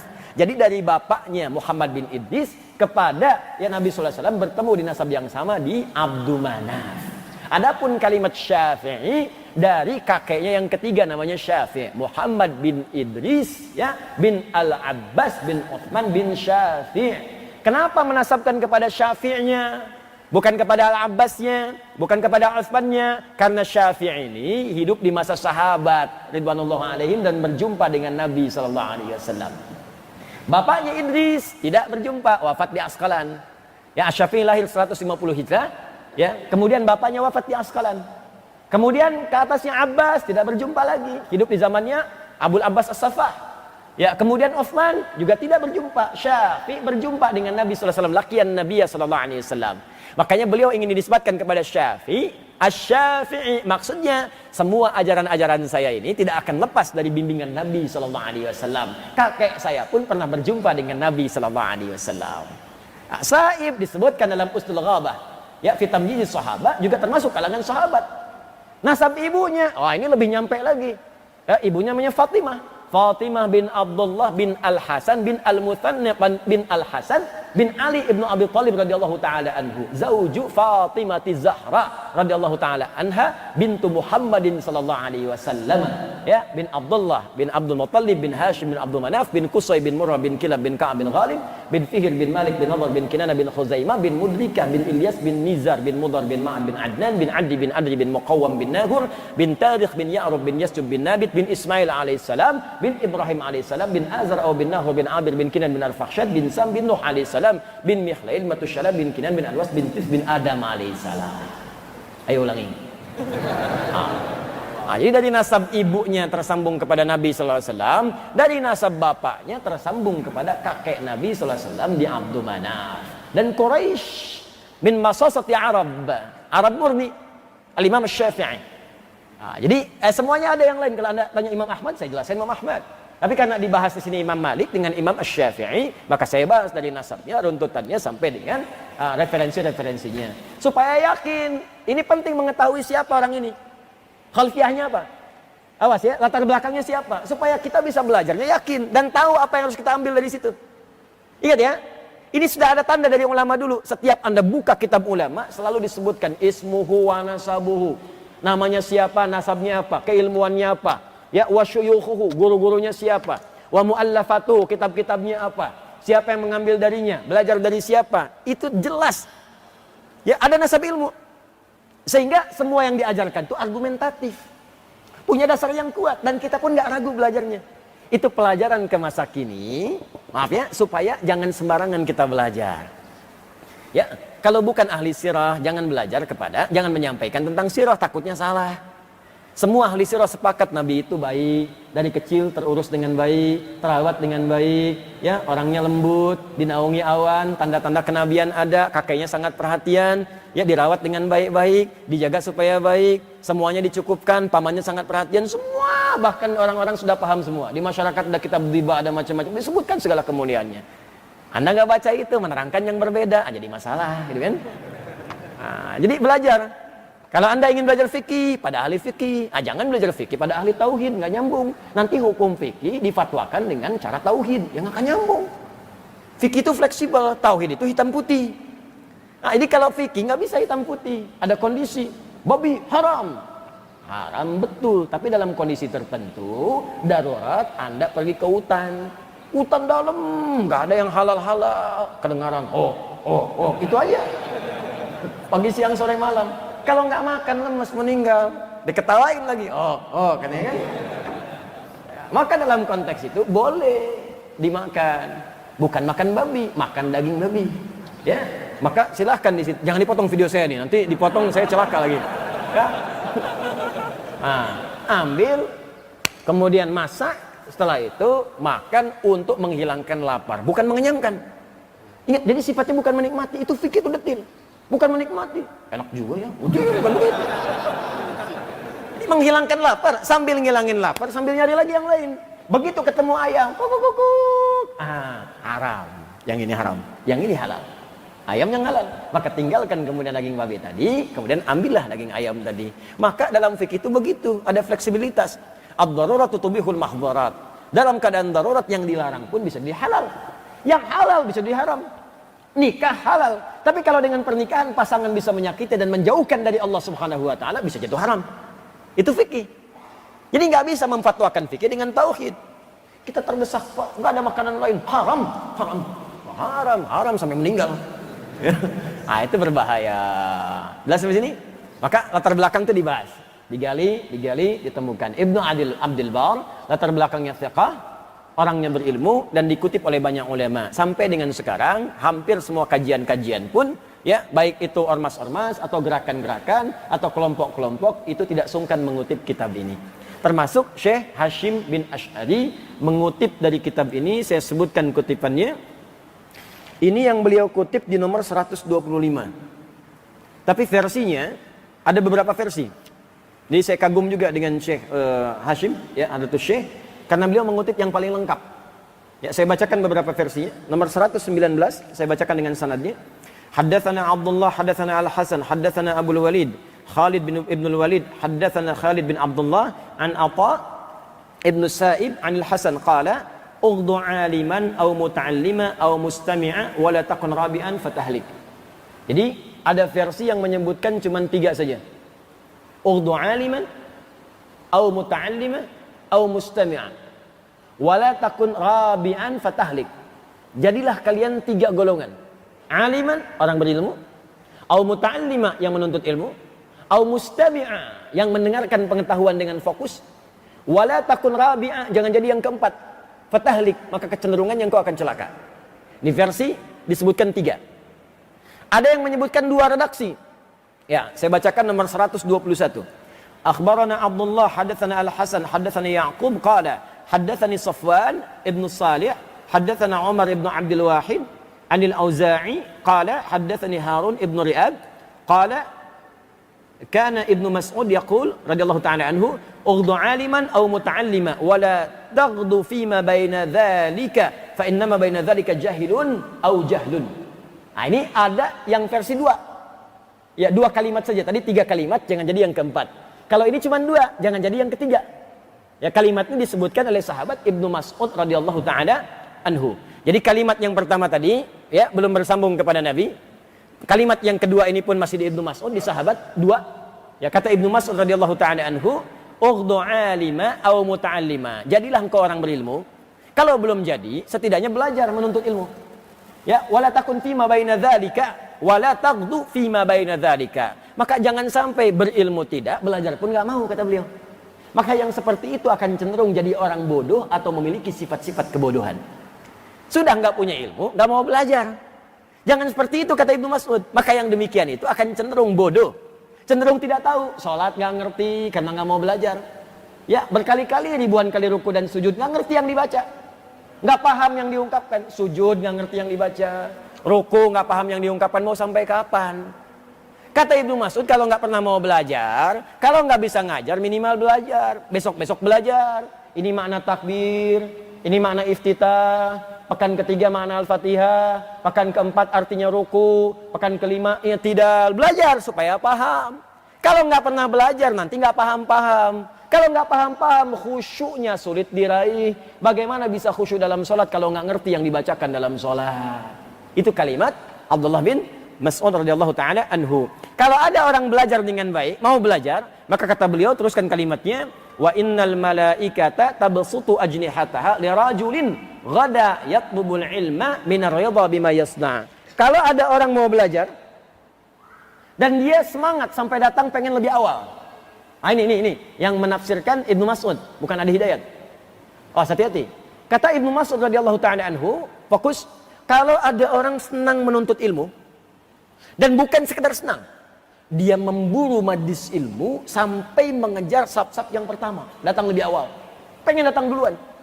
Itu kata beliau menafsirkan hadis yang di Ibnu Majah, nomor hadis 233. Ya, riwayat sahabat Abu Darda radhiyallahu taala anhu. Kan ada hadis begini bunyinya, masih ingat? Man salaka tariqan yaltamisu fi ilma, sahalallahu lahu tariqan ilal jannah. Masih ingat hadis itu? Wa innal malaikata la tadau ajnihataha ridan li talibil ilmi. Sampai situ kan? Ya, wa innal ulama'a warathatul anbiya, wa innal anbiya'a lam yurithu dirhaman wala dinaran, walakin warathul ilma, fahadhuhu bihadhin wafir. Ya, kata Abu Darda radhiyallahu ta'ala anhu, Nabi SAW pernah bersabda, siapa yang menguatkan dirinya, siapa yang bersemangat menempuh satu jalan untuk belajar pengetahuan walaupun cuma sedikit, maka Allah akan balas setiap kesulitannya, langkahnya, keringatnya, waktunya, tenaganya, biayanya untuk memudahkan langkah dia ke surga. Ya, dan kalau penuntut ilmu mengetahui sebelum dia keluar dari tempat dia tinggal untuk belajar itu, malaikat membentangkan sayapnya memberikan ridho kepadanya. Nah, apakah semua penuntut ilmu itu dinaungi oleh malaikat sehingga diridhoi ia ketika akan belajar? Kata Ibnu Mas'ud, tidak. Bukan semuanya. Tapi orang-orang yang semangat menuntut ilmunya dan ingin bersegera datang ke majelis ilmunya. Itu maksudnya. Jadi kalau yang santai-santai itu, itu nggak masuk itu, cuman pahala dapat. Ya, gimana nanti kita belajar? Tenang aja. Paling Ustaz Ade mau qadimah dulu 30 menit. Ntar aja kita datang 30 menit kemudian. Itu yang seperti itu dapat pahala. Cuman malaikat belum tentu menaungi. Yang menaungi itu yang pengen semangat dari awal, pengen datang, walaupun kebagian sab akhir nggak masalah. Ya bismillah, saya dari Jakarta pengen ke Bekasi, pengen belajar. Bismillahirrahmanirrahim, saya berangkat jalan kaki dari sana. Sampai ke Bekasi. Ya, karena nggak dapat malam-malam Grab nggak ada yang bawa, gitu kan? Ya, ada yang mau nawarin, ragu-ragu karena baju putih, gitu kan? Minta sate 200 tusuk, macam-macam. Udah, akhirnya jalan kaki itu. Jakarta ke sini jalan kaki, berangkat dari jam 1. Nyampe ke sini 3 jam kemudian, jam 4 baru nyampe. Udah penuh ke bagian paling belakang. Wah, itu pahalanya banyak banget. Ya, pahala jalannya, berapa banyak dia langkahnya itu jalan. Pahala lelahnya, pahala segalanya, malaikat menaungi. Cuman sayangnya Allah, malaikat dijadikan gaib supaya kita tenang jalannya. Kalau dijadikan nyata kelihatan, nggak jadi berangkat. Begitu mau berangkat nggak kelihatan gini sayapnya. Oh, kamu siapa? Malaikat maut. Oh, nggak jadi berangkat dia. Astagfirullah. Dikir aja, nggak jadi berangkat dengan malaikat. Enggak. Aduh. Padahal saya cabutnya nanti siang. Ya, nyesel saya nggak berangkat ke dia. Nggak ada info ya, nggak ada info. Tidak ada info tentang kematian kecuali tanda-tanda supaya kita menyegerakan diri untuk berbuat baik saat wafat dalam keadaan tenang. Nah, tafsir yang tadi itu ditafsirkan oleh Ibnu Mas'ud. Ini redaksi yang 2. Yang lengkap yang ketiga, ini menyebutkan 4, jangan jadi yang kelima. Ini yang dikutip oleh Syekh Hashim. Jadi Syekh Hashim bin Asy'ari, ya, beliau mengutip di kitabnya Adabul Alim wal Muta'allim, ya, dari keterangan Ibnu Abdul Bar, dikutip oleh beliau versi yang paling lengkapnya. Diambil keterangan yang paling lengkap. Karena kalau sudah yang paling lengkap akan menutup yang lain-lainnya. Selesai. Karena beliau ahli hadis, paham nih, ambil yang lengkap saja. Karena ini kan sebetulnya mukaddimah ini. Ya, kumpulan supaya orang nggak banyak bacanya, ambil yang paling lengkap, selesai. Anda kan kalau baca sesuatu, ada yang ringkasan, ada yang versi sepertiga, ada yang 3/4, ada yang utuh. Anda kan cari yang utuh kan? Jelas kan? Ya, ada makanan setelah ini ada sarapan, ya. Ada yang lontongnya aja, ada yang pakai kerupuk, ada yang kuahnya aja. Anda kan pengen ambil semua tuh. Hah? Jelas ya, satu paket ya. Maka diambil kemudian yang paling lengkap. Nah, saya bacakan sanadnya sekarang. Ya, di sini kan nggak disebutkan sanadnya. Langsung ke Nabi. Wa qala sallallahu alaihi wasallam. Boleh kalau orang itu sudah mengetahui sanad. Sedangkan beliau itu ahli juga, punya ijazah di sanad. Nah, ini beliau punya ijazah. Jadi sebelum memulai kitab-kitab ditulis disebutkan ijazahnya. Saya kata beliau hadis Muslim ini sanadnya, ijazahnya. Yang Al-Bukhari ini ijazahnya. Ada semua ijazahnya. Karena sudah belajar itu sudah tahu. Kalau sudah tahu derajat hadisnya. Kalau sudah tahu derajat hadis boleh mencantumkan langsung ke Nabi sallallahu alaihi wasallam. Nah, kita yang belum tahu cek dulu. Cek dulu. Ya, kalau tak punya kemampuan ikut yang tahu. Taklid namanya di situ. Taklid itu pada yang tahu, pada yang siqah. Ya kalau sudah siqah kita ikuti boleh. Kalau awam itu tidak punya kewajiban untuk menggali. Awam tuh ikut. Jangan dipaksa, orang awam tuh jangan dipaksa. Kecuali kalau ingin belajar naik, upgrade naik. Ya, saya bacakan sanadnya. Ini agak panjang. Akhbarana Khalaf ibn Al-Qasim rahimahullahu ta'ala qala haddatsana Muhammad ibn Al-Husain ibn Salih As-Sabi'i Al-Halabi Abu Bakar bin Dimashq. Ya, di Damsyik, Syria. Qala haddatsana Abu Bakar Muhammad bin Ja'far bin Sufyan ibn Yazid Ar-Raqi wa Abu Abdullah Muhammad ibn Al-Husain ibn Razin Al-Muqri Al-Fanadiqi wa Abu Muhammad, ya, Bayan ibnu Ahmad bin Ali Al-Qattan qalu haddatsana Ubaid ibnu Jannad Al-Halabi qala haddatsana Atha bin Muslim Al-Khaffaf an Khalid an Abdurrahman ibnu Abi Bakrah an abihi anin Nabi sallallahu alaihi wasallam. Nah, itu panjang diurutkan tuh. Ketemu. Kita mah enak aja tinggal anin Nabi qala Rasulullah sallallahu alaihi wasallam. Orang dulu nyari itu sampai ketemu. Masya Allah, Imam Al-Bukhari nyari hadis sampai ke Khurasan, sampai kadang datang ke tempat-tempat tertentu yang jauh, kejar oleh beliau, datang. Kadang-kadang udah jauh-jauh, balik lagi. Karena hadis yang didapatkan menurut beliau tidak qualify. Pernah datang jauh-jauh tuh ke satu tempat, begitu datang ditanya, katanya ada hadis dari si fulan, tolong tunjukkan. Oh iya itu tempatnya, udah jauh-jauh jalan kaki tuh. Begitu datang, orang ini sedang bermain dengan hewan. Ada yang menyebutkan dengan ayam, ada yang menyebutkan dengan keledai. Dia kayak mau ngasih makan, padahal enggak, cuman pengen nangkap aja. Ya, datang hewannya ditangkap, tapi nggak dikasih makan. Balik lagi Al-Bukhari. Tuh, saking ketatnya menyeleksi hadis. Balik lagi. Ditanya oleh orang yang tadi, Syekh, kenapa nggak diambil? Kenapa pulang lagi? Apa jawab Imam Al-Bukhari? Kata beliau, kalau pada ayam saja bisa berdusta, maka bagaimana kepada Nabi sallallahu alaihi wasallam? Kalau kepada keledai saja bisa berdusta, atau nama umumnya kalau kepada hewan saja bisa berdusta, maka bagaimana kepada hadis Nabi sallallahu alaihi wasallam? Padahal orang ini belum tentu hadisnya salah. Mungkin benar meriwayatkan hadis, cuman karena perilakunya kurang baik maka tidak diambil oleh beliau. Ya. Tidak diambil, khawatir nanti ada tuhmah, tuduhan kepada hadis. Oh, pantas orang ini jelek, hadisnya aja diriwayatkan oleh pemabuk. Hadisnya aja diriwayatkan oleh penipu, makanya ada ketat dalam ilmu hadis. Hadis yang diriwayatkan oleh orang-orang yang bermasalah, maka hadisnya disebut hadis mungkar. Ya. Hadis yang diriwayatkan oleh orang yang tertuduh sering berdusta disebut hadis matruk. Hadis yang dipalsukan memang palsu disebut hadis maudhu. Makanya dikenal dengan 3M. 3M. Mungkar, matruk, maudhu. Ini hadis yang tidak dijadikan hujjah. Jelas ya? Tidak dijadikan hujjah kecuali ada dasar-dasar yang lain atau ingin mengambil maknanya saja. Al-Bukhari dicari itu. Antum mau dapat belajar hadis, khairukum man ta'allamal Qur'ana wa 'allama, rawahul Bukhari. Enak aja tuh, tinggal dilihat. Hadisnya riwayat Imam Al-Bukhari. Ya, dari Nabi sallallahu alaihi wasallam, khairukum man ta'allamal Qur'ana wa 'allama. Yang paling baik di antara kalian yang belajar Quran dan mengajarkannya. Rawahul Bukhari, tinggal dicek di Al-Bukhari. Padahal Al-Bukhari itu enggak sembarangan. Ngambil dulu, diteliti dari siapa? Hajjaj bin Minhal dari siapa? Dari Syu'bah dari siapa? Al-Qamah bin Marsad dari siapa lagi? Sa'ad bin Ubaidah dari siapa lagi? Abu Abdurrahman As-Sulami dari siapa lagi? Utsman bin Affan dari Ali bin Abi Thalib dari Nabi sallallahu alaihi wasallam. Itu nyari sampai ke Nabi enggak mudah. Tiba-tiba datang belakangan orang-orang tertentu. Imam Al-Bukhari nuliskan sahihnya 16 tahun. Ada orang baca 16 jam sudah bikin fatwa. Nah, ini nggak mudah ini. Nah, beliau ini belajar. Teliti sampai ke hadisnya. Apa hadisnya? Ya, kita bacakan.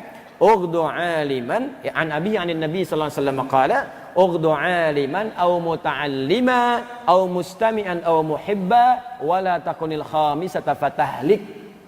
Nah, ini hadis ini yang ada di kitab ini, hadis sahih, diriwayatkan oleh para ulama dengan versi yang paling lengkap. Kemudian ada pendapat dari Imam Atha, saya bacakan ini dulu ya, sebelum ke sini, karena di sini nggak ditemukan. Ya, ini untuk syarahnya. Ya, saya tidak ingin mengatakan melengkapi Adam sebagai guru. Ya, nggak ada murid melengkapi guru. Ya, nggak ada murid melengkapi guru. Yang ada kita istifadah dari guru-guru yang lain untuk saling kemudian mendapatkan manfaat-manfaat lebih luas. Qala Atha, maka berkata Imam Atha bin Rabah, ya, qala li Mish'ar bin Kidam, ya Atha, zidtana fi hadzal hadits ziyadatan lam takun fi aidina, wa innama kana fi aidina ughdu 'aliman aw muta'allima. Ya Atha, wailun liman lam yakun fihi wahidatan min hadza. Allahu akbar. Mish'ar bin Kidam mengatakan kepada Atha, Atha ini tahu hadis yang ini, versi 4. Kun alima au muta'allima au mustami'a au muhibban wala takunil khamisata fatahlak. Jangan jadi yang kelima. Tahu empat-empatnya. Sedangkan yang lain taunya dua. Kun alima au muta'allima atau ughdu aliman au muta'allima. Maka Mish'ar bin Kidam berkata kepada Atha, ya Atha, dari dulu kami taunya cuma dua aja. Setelah ketemu kamu, kami tahu ada 4. Tahu 2 yang lain. Ah, ini menunjukkan jangan-jangan selama ini kita taunya cuma 1 dalil saja. Ternyata ada 2 dalil. Silahkan belajar. Tadi yang saya katakan, luaskan ilmu. Dulu saya tinggal di Libya, talaki pada seorang syekh. Ya, salah satu riwayat. Saya mengaji beberapa riwayat. Saya mengaji pada Syekh Dukali Muhammad Al-Alim, riwayat Hafiz. Mengambil riwayat Qalun juga. Ya, Warsh dari Syekh Ali Ahmar. Hafiz tambahan dari Syekh Ali Al-Libi. Ya. Kemudian riwayat Dudi dari Syekh Ali At-Tanzani. Jadi yang menarik begini, ada 2 orang. Ini menarik kisahnya. Dua-duanya hafal Quran 30 juz. Yang satu belajar riwayat Hafiz yang kita baca sekarang dari Asim. Yang satu baca Qalun. Ya, Qalun. Baik. Jadi kalau di Hafiz itu misal ya, kita baca ihdinas siratal mustaqim pakai shad. Ihdinas siratal mustaqim pakai shad. Ada riwayat menggunakan sin. Imam Ruwaish misalnya. Ya, termasuk di salah satu wajah nanti Imam Mujahid baca dengan sin. Ihdinas siratal mustaqim. Ada lagi menggunakan zai. Zai. Ihdinas siratal mustaqim. Jelas? Imam Duri riwayatnya Ibnu Katsir. Ihdinas siratal mustaqim. Pakai zai. Ada yang satu pakai shad, satu pakai sin. Debat. Ma anta mukhti la sahih bis-shad. Ihdinas siratal mustaqim. Kamu salah yang benar pakai shad. Ihdinas siratal mustaqim. Yang satu mengatakan anta mukhti al-sahih la-sah bis-sin. Kamu yang benar-benar salah, yang paling benar pakai sin. Ihdinas siratal mustaqim. Padahal dua-duanya ngaji di guru yang sama. Ayo kita datang ke guru kita aja. Anastatu bisyekh, kita minta fatwa ke syekh. Datang dua-duanya. Gurunya bijak sekali. Ketika datang bertanya, ya bunai, ikra. Anakku sayang kamu baca. Ihdinas siratal mustaqim pakai sad. Hasbuk. Ente ikra. Kau baca ya bunai. Baca nak. Ihdinas siratal mustaqim pakai sin. Apa kata gurunya? Masya Allah, antuma mukhti'an. Al-asah bizai. Kalian berdua salah, yang benar pakai zai. Ihdinas siratal mustaqim. Gurunya ingin mengajarkan boleh jadi kamu tahu 1 atau 2, masih ada yang lain. Jadi kalau baru tahu 1, 2 jangan saling menyalahkan. Boleh jadi menyesal di kemudian hari karena baru dapat tambahan ilmu kemudian. Sama ini Mish'ar bin Kidam itu mengatakan, ya atau kalau saya nggak ketemu Anda, saya nggak dapat tambahan ini, taunya 2 aja. Taunya bismillah sir aja ternyata bisa jahar. Taunya jahar aja ternyata bisa tidak dibaca sama sekali. Ya. Ada yang taunya jahar, yang nggak tahu sir. Saya tugas di Saudi, di Mekah. Ya, jadi penerima haji pertama tahun 2010. Datang jamaah pertama jamaah kita. Waktu Isya dulu tuh. Saya masih ingat tuh imamnya Syekh Sudes. Begitu sudah istaqimu, siap. Kan di situ Hambali mazhabnya sir. Bismillahirrahmanirrahim. Alhamdulillahi rabbil alamin.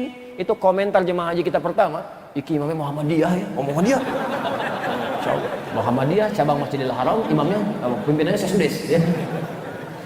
Ah, ini cukup menarik ya. Tapi jadi wawasan akhirnya. Makanya ini agak menarik nih. Kenapa saat di Mekah isi padahal di situ nggak kunut kan? Subuhnya. Kenapa nggak pada ribut? Kesini pulang jadi ribut lagi. Itu artinya kita bisa belajar tambah wawasan. Belajar lagi, belajar. Nah, ini belajar. Ternyata dapat tambahan. Aduh, kalau saya nggak dapat dari kamu katanya apa? Saya nggak bisa nambah ini. Akhirnya apa kata Mi'syar? Kalau sudah tahu yang 4 ini, satu audhu aliman, jadi orang berilmu. Au muta'alliman, kalau belum berilmu belajar. Au mustami'an, atau minimal fokus mendengarkan. Au muhibban, kalau nggak bisa fokus, cintai orang yang belajar. Minimal 4 ini. Apa kata Mi'syar bin Kidam? Kalau kita nggak bisa dapat 1 dari 4 ini, maka keterlaluan, celaka orang itu. Celaka. Sudah nggak berilmu, nggak mau belajar. Sudah nggak mau belajar, dengar pun nggak mau. Sudah nggak dengar, malah mencela juga. Ini yang paling celaka. Makanya ada komentarnya saya tuliskan juga di sini. Ya, saya catatkan.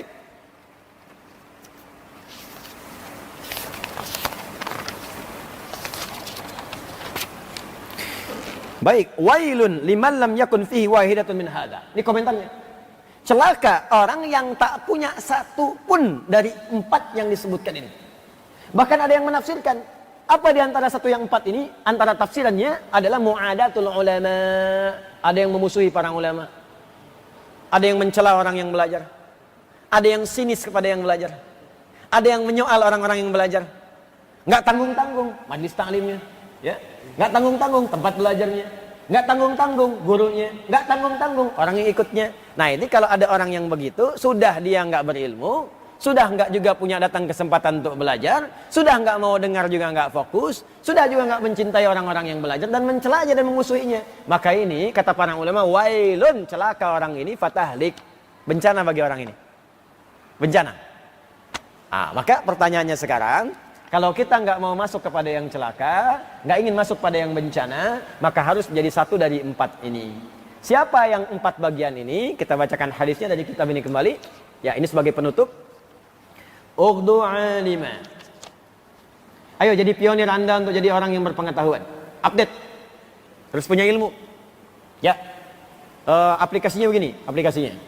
Mau tahajud, belajar dulu ilmunya. Jangan cuma abid, cuma kerjain aja, belajar. Update Pak, Bu, status kita. Ini sederhana ya, cuman dalam. Ughdu aliman, jadi orang berilmu. Bukan cuman abid, orang ibadah, tapi ibadah yang berilmu. Antum malam mau tahajud, biasanya kan cuman bangun malam tahajud, kan? 2 rakaat, witir 1, ada yang 11, ya, ada yang 23, silahkan.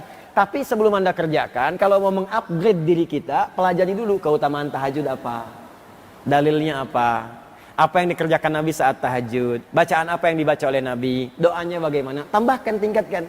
Jadi status kita naik saat sedang tahajud itu bukan hanya abid, orang yang ibadah, tapi alim, orang yang berilmu dengan ibadahnya.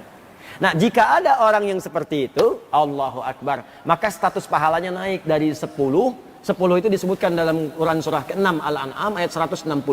Man jaa'a bil hasanati falahu asyru amsalihha. Siapa yang mengerjakan satu kebaikan hasanah yang bernilai pahala, maka dia mendapatkan 10 nilai pahalanya. Salat disebut hasanah. Di Quran surah ke-11 ayat 114. Ya, aqimis sholata tarafain nahar wa zulafan minal lail innal hasanati yudhibnas sayyi'at. Kata Allah, kerjakan salat itu di 2 pertengahan siang sampai dengan menjelang malam, itu subuh sampai dengan isya. Sungguh salat itu perbuatan hasanat yang bisa menggugurkan segala keburukan-keburukan. Jadi kalau orang salatnya baik, keburukannya hilang. Ini yang dimaksud sumber keburukan fahsya dan mungkar, ditafsirkan di Quran surah ke-29 ayat 45. Innas sholata tanha 'anil fahsya wal munkar. Jadi perbuatan hasanah itu bisa menutup keburukan. Ini rumus juga. Kata Nabi, kalau engkau sedang banyak berbuat salah, kalau ingin tobat dari kesalahan, tutupi dengan kebaikan. Maka yang baik ini bisa menutup yang salah. Itu ada di Imam An-Nawawi menyebutkan di Al-Arba'in, nomor hadis ke-18. Masih ingat hadisnya?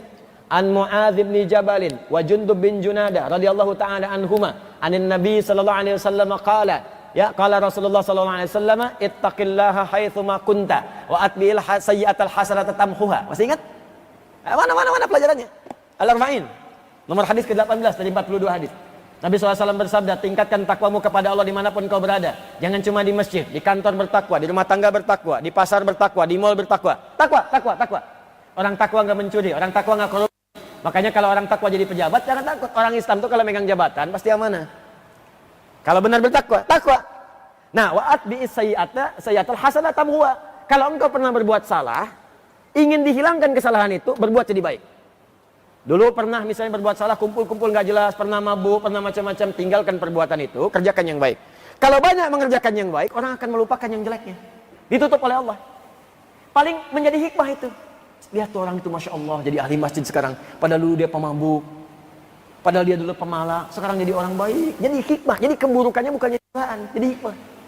Dan doanya pun doa-doa kebaikan. Semoga Allah muliakan orang itu. Semoga Allah kasih orang itu. Beda. Ya, beda dengan orang yang bertahan dengan keburukan. Doanya pun lain.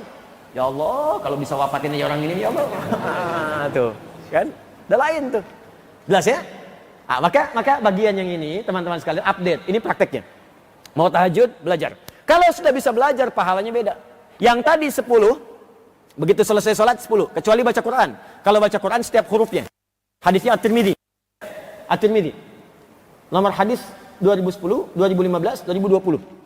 Ya, Nabi menyampaikan dari kalimatnya, man qara'a harfan min kitabillahi falau asru hasanat. Siapa yang baca satu huruf saja dari kitab Allah, dia mendapatkan 10 kebaikan dari setiap hurufnya. Walam aqul alif lam mim harfun. Saya tidak katakan alif lam mim satu huruf. Walakin alifun harfun, lamun harfun, mimun harfun, walikulli harfin asyru hasanat. Tapi alif satu huruf, lam satu huruf, mim satu huruf. Setiap hurufnya 10 kebaikan. Jadi kalau baca alif lam mim, berapa huruf?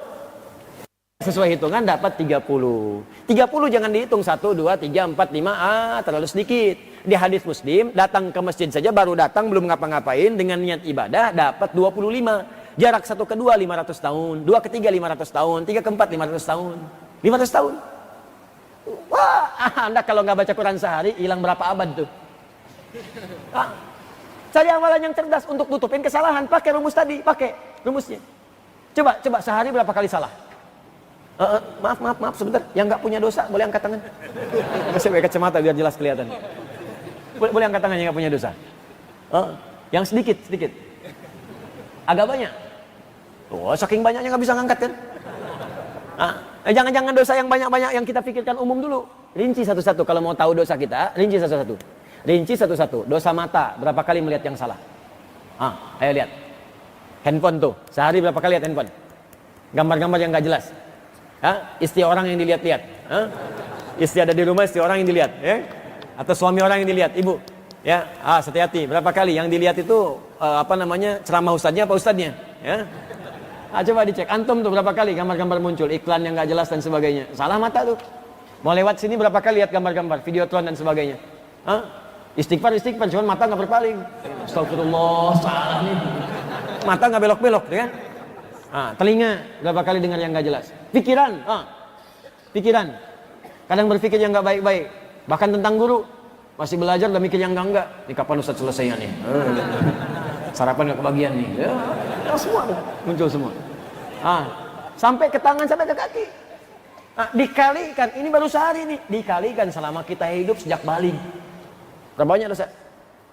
Makanya ada rumus dari Nabi namanya sedekah jariyah. Sedekah itu kullu ma'rufin, semua kebaikan yang bisa dikerjakan. Cari pahala yang banyak, Pak. Modal dikit tapi keuntungan banyak. Jadi orang cerdas. Cari amalan yang kayaknya sedikit, teman pahala banyak. Di antaranya apa? Baca Quran. Baca Quran itu bukan selesai dapat 10, setiap hurufnya 10.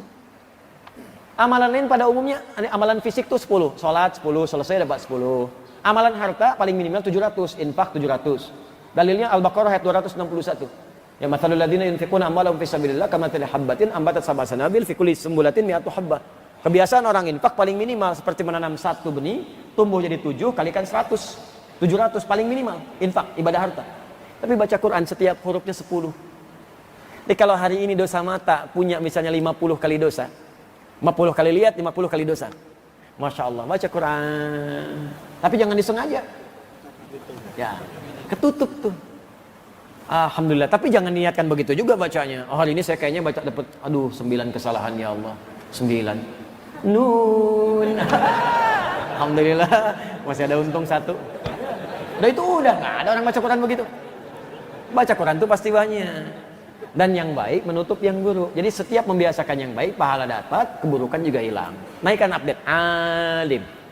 Ya, alim. Kalau Anda kemudian belum mampu jadi orang alim, maka belajar supaya alim. Banyak yang alim semua nih, Anda ketinggalan, harus nyusul. Jangan jadi ustadz dulu. Nanti setelah ilmu terkumpul, baru alim mengajar, muallim. Yang penting itu update belajar dulu. Orang lain sudah sampai pada ilmunya, kita belajar. Hadiri majlis-majlis ustaz-ustaz. Kalau bisa begini bikin target Pak Bu, supaya tidak acak-acakan, teratur kita belajarnya. Atau antum bikin program dulu. Saya sebulan ini pengen memantapkan fikih sholat dulu. Maka cari majlis ilmu mengajarkan fikih sholat yang benar. Supaya terupdate kita. Saya pengen belajar tentang zakat, cari yang tentang zakat. Saya mau belajar adab, cari. Rumuskan, majlisnya mana saja. Kumpulkan, pelajari. Update diri kita. Nah, belajar dengan sungguh-sungguh. Kalau Anda kemudian bisa dengan serius, makanya pakai ta, menunjukkan kesungguhan. Pakai tasdid syiddah di akhir, menunjukkan motivasi yang lebih, 2 kali lipat. Ya, makanya tidak menggunakan darisan. Pertemuan lalu saya katakan, kun ughdu aliman au muta'allima. Kalau Anda belum berilmu, maka belajar, kata Nabi. Cara belajarnya sungguh-sungguh, serius. Jangan cuma datang, dengar, hilang, lupa, pergi. Tidak, simak baik-baik. Sekarang zamannya banyak rekaman, ada yang merekam. Ya, dulu rekam pakai suara, sekarang pakai visual. Ada audio visual, sekarang direkam juga. Sekarang ustadznya juga banyak. Ada ustadz yang datang sendiri, nerangin sendiri, nulis sendiri, ngapus sendiri. Ya, ada yang begitu. Ya. Dan direkam juga. Jelas semua bisa diulang-ulang lagi. Kalau dengan semua fasilitas itu belum menyentuh kita untuk belajar, ya perlu difasilitasi bagaimana lagi. Datang bikin catatan. Nanti ya sabar ya. Saya sedang mencetak Quran dulu, mushaf. Nanti setelah mushaf selesai, saya cetak buku tulis. Nanti saya bagi insya Allah. Ya, saya bagi supaya nanti belajarnya bisa menulis. Bisa menulis ya. Ini di copy juga nih. Copy per lembar apa-apa. Jangan banyak-banyak dulu. Selembar dulu ya. Biar digabung ya. Nah, jadi teman-teman belajar, simak, tulis, serius. Itu begitu Anda sedang serius, pahala datang. Pahala. Begitu diamalkan, saat diamalkan berubah dari yang 10 tadi pindah naik. Biasanya kan 10, sekarang pindah. Perhatikan kalimatnya. Ketika status kita menjadi alim dibandingkan abid, maka pahalanya seperti kasairil kawakib, seperti jumlah asteroid yang ada di semesta. Berapa jumlah benda yang ada di langit itu? Hitung, ayo hitung. Planet ada berapa, bintang ada berapa, tuh pahalanya seperti itu. Penghargaan kepada orang yang punya pengetahuan, karena dihargai berapa banyak dia berjuang. Beda dengan yang biasa-biasa. Anda kan nggak mudah nih Pak, dari tempat tinggal Anda nyiapkan waktu, berangkat gelap-gelapan, mandi tengah malam juga, ya kan? Kemudian ada yang sholat dulu, ada yang mabit di sini, itu kan pengorbanan. Makanya Nabi pun memberikan apresiasi tinggi. Kalau sudah dapat ilmunya diamalkan, makanya diamalkan, jangan didiamkan. Begitu diamalkan, pahala melebihi semua benda yang ada di langit. Nanti sebelum wafat akan ditampakkan. Kalau pengen segera lihat silahkan wafat. Kalau tiba ajal, kalau nggak tiba ajal nggak bisa lihat juga. Nanti akan lihat setelah ini. Nanti saya akan tunjukkan. Begitu masuk ke halaman 16, ya kanan paling atas itu sebelah atas itu akan ditunjukkan langsung orang yang benar belajarnya. Itu setiap tetesan tintanya dari riwayat dari Nabi itu setara dengan darah syuhada. Orang yang berjuang di jalan Allah. Nanti saya tunjukkan ayatnya apa, hadisnya apa. Nanti kita akan lihat. Ya, kita akan lihat nanti. Ya, pena orang yang menuliskan dengan berjuang dan berniat ingin mengamalkan, tafaqquh fiddin, berniat ingin mengamalkan, itu setiap tetesan penanya itu senilai dengan darah syuhada yang tumpah ketika berjihad fisabilillah. Tuh, mana penanya? Mana tintanya? Semua punya nilai. Jangan dikira nggak ada nilainya. Nanti insya Allah saya senang dan nanti saya coba cari fasilitas supaya terdorong menulis. Kalau nggak ada pulpen bilang, nanti saya carikan pulpennya sekalian. Ya, kalau dengan semua itu saya berikan juga Anda belum semangat, ya tunjukkan pada saya dengan cara apa lagi mesti semangat. Ya, supaya saya hisabnya ringan di hadapan Allah. Jadi saya katakan, ya Allah, saya sudah berusaha semaksimal mungkin. Saya sudah datang sendiri, saya sudah ngajar, nulis sendiri, ngapus sendiri, rekam juga, saya bagikan buku, saya bagikan pulpen. Ya cuman orangnya nggak mau begitu, ya Allah. Tapi saya pun mendoakan, ya Allah, setidaknya saya kawannya. Ya Allah, saya pernah mengajarkannya. Sayang, ya Allah, kalau memang Engkau menyayangiku, ya Allah, kalau ada sayang kepadaku, maka berikan sayang kepada kawanku juga. Termasuk kepada yang mencelaku kalau dia beriman. Ya, termasuk kepada yang menuduhku kalau dia beriman. Ya Allah, dia temanku, dia sahabatku. Mohon ya Allah ampuni dosa-dosanya. Saya memaafkannya. Dan hidup kita ringan. Untuk apa cari musuh?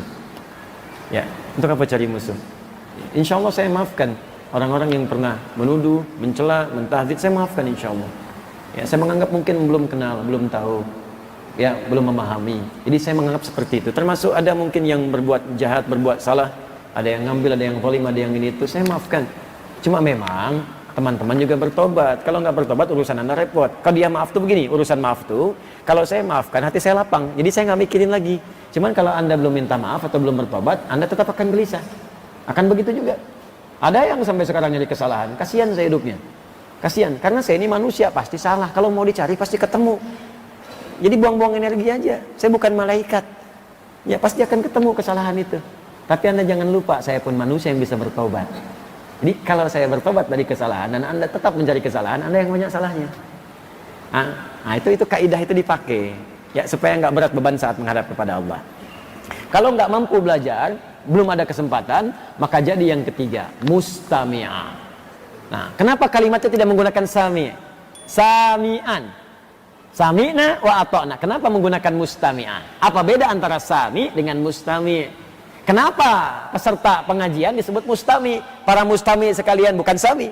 Tapi ketika kita mengerjakan perintah Allah, kalimatnya menggunakan sami'a. Sami'na wa ata'na. Apa beda keduanya? Nanti kita bahas itu di pertemuan selanjutnya. Ya. Baik, nanti kita bahas di pertemuan selanjutnya. Kita cukupkan dulu sampai di sini, teman-teman sekalian.